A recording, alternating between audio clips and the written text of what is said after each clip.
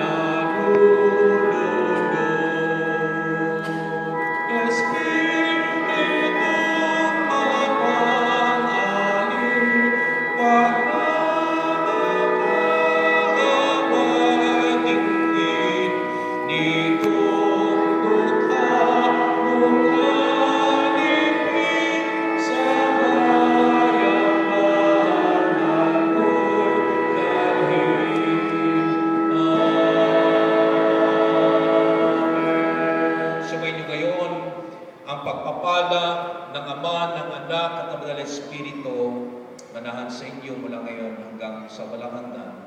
Amen.